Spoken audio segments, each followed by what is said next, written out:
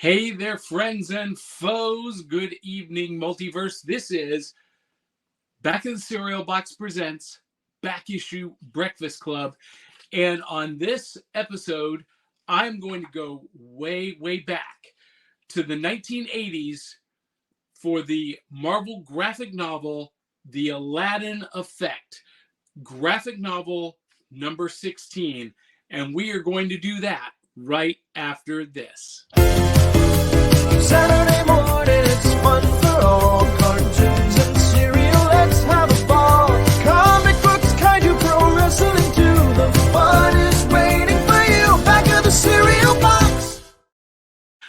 All right, so Saturday mornings were all about big bowls of cereal, sitting down and watching cartoons, reading comic books. And because we didn't have iPhones or tablets at the breakfast table on Saturday morning, we were reading the back of the cereal box in between comic books, cartoons, kaiju movies, etc.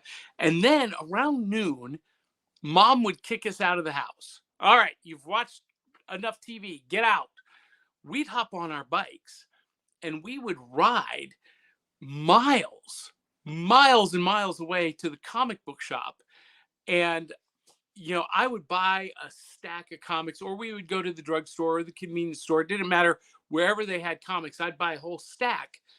But at Walden Books or at the comic book shop, they had the Marvel graphic novels. And these were magical because these were full stories, self-contained in one edition. And in 1985, the cover price on this was $5.95. And I thought that was just super expensive because remember, comic books were 60 cents, 65 cents. That's when they started getting expensive.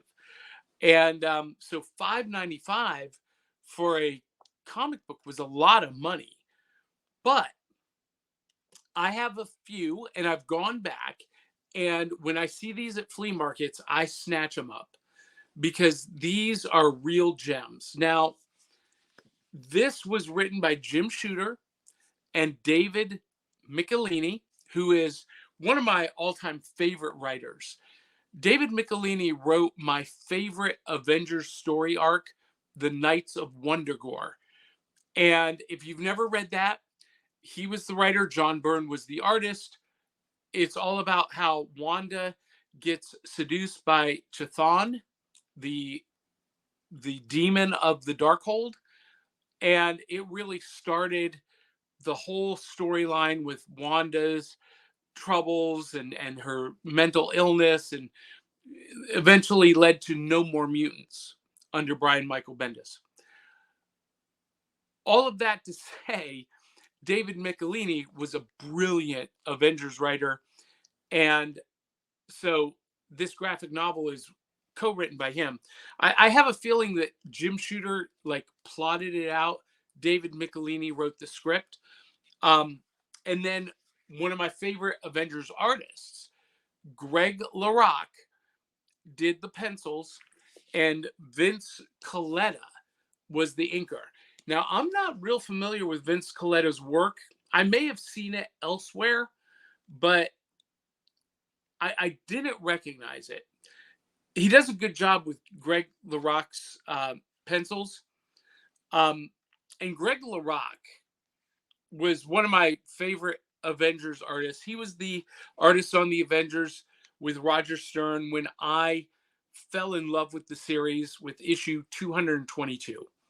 So this was reading this was like a trip down memory lane.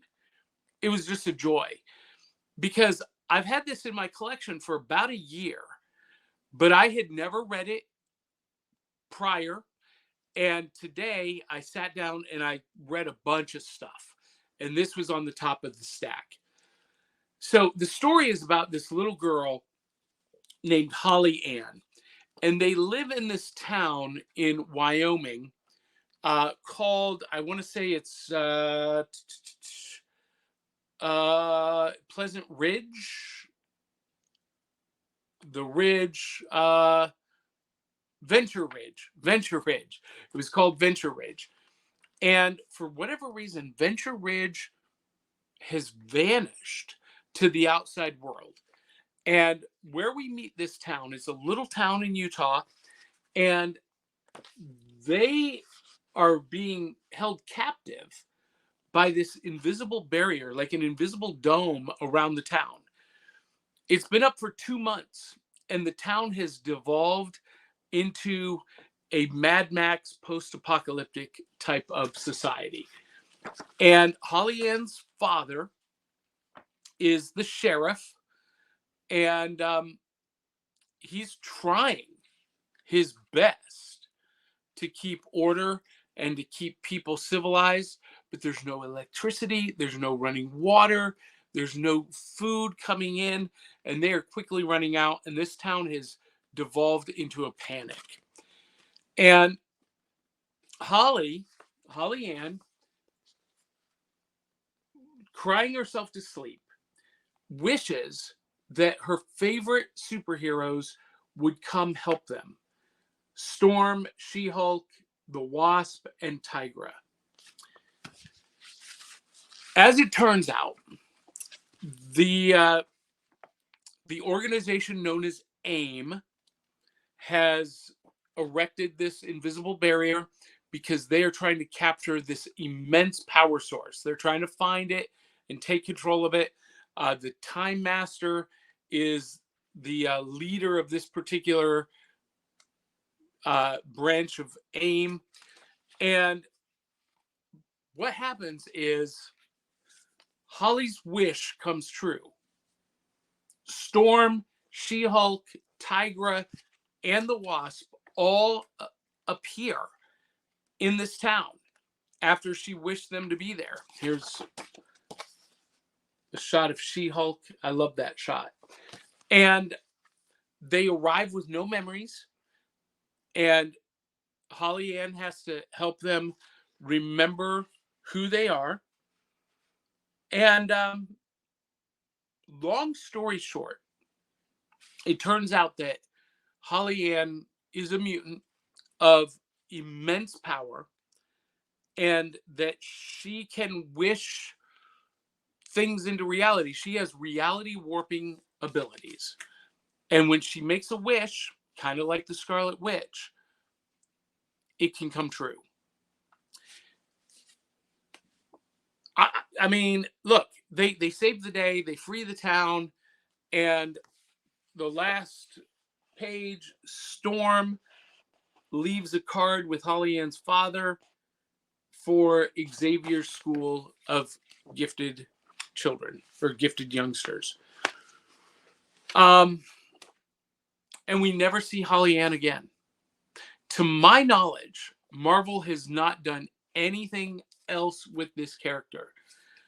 I don't know if she's just too powerful to, write really well. If creators have forgotten about her, but this set up a great future story that has never been carried forward. And I'm really kind of disappointed by that.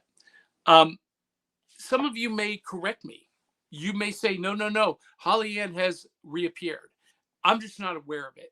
So if I've missed it, let me know where and how she's doing today.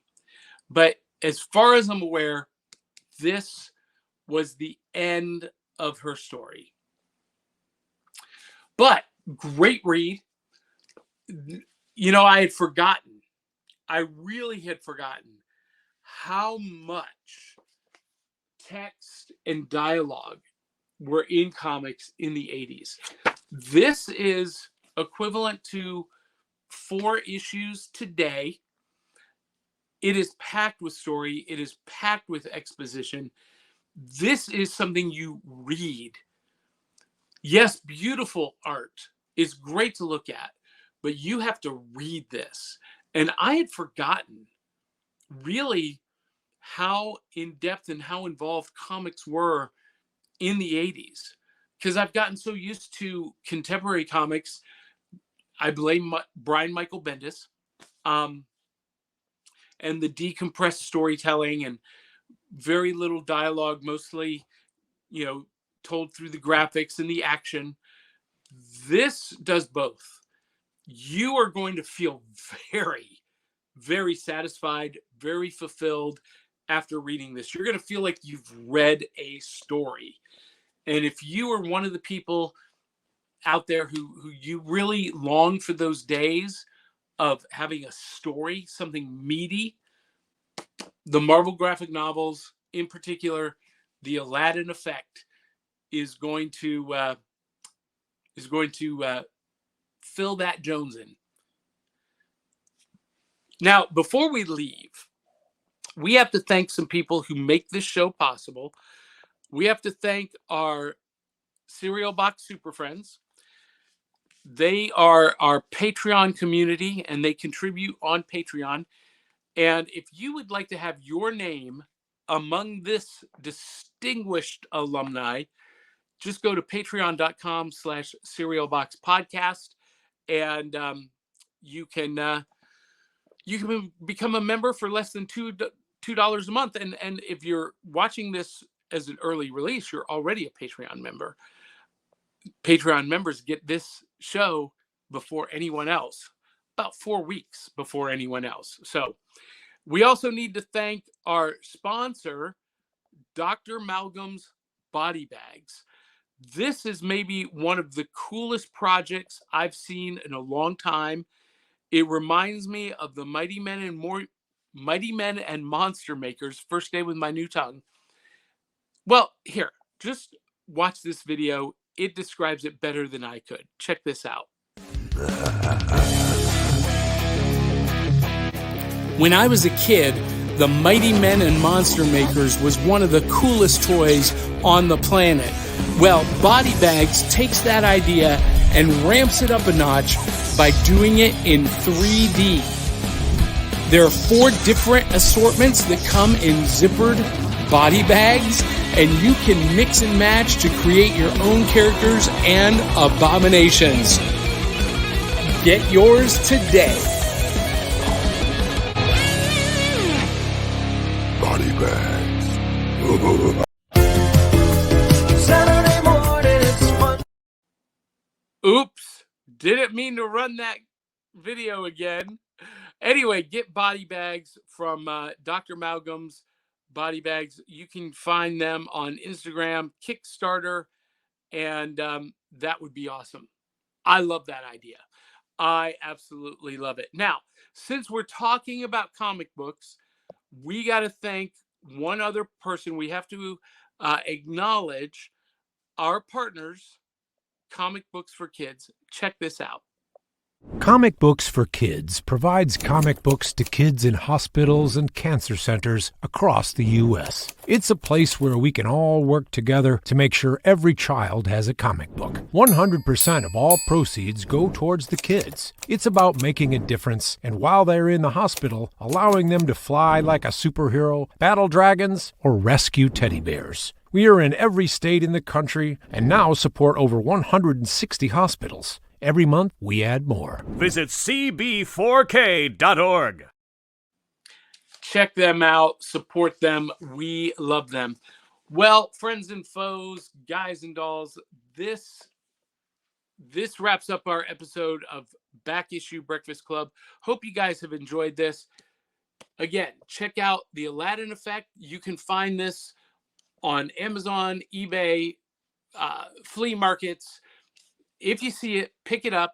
You'll be glad you did. It's worth the read. Until the next time, love you, mean it. We'll catch ya on the back of the cereal box. And it's kind of like this.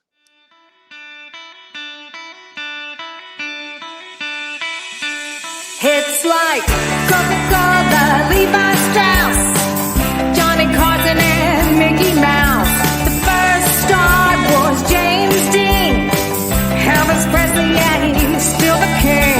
Some things are only imitatable. You can't criminal.